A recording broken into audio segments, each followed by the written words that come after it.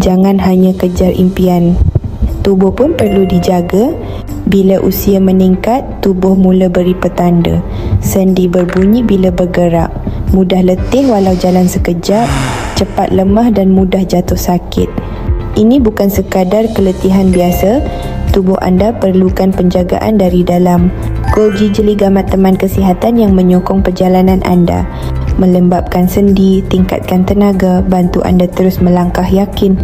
Lebih dari sekadar penjagaan sendi, tingkatkan imun badan, percepat pemulihan luka, jaga perut dan kawal tekanan darah, gula, kolesterol, lancarkan peredaran darah. Teruskan usaha, capai impian.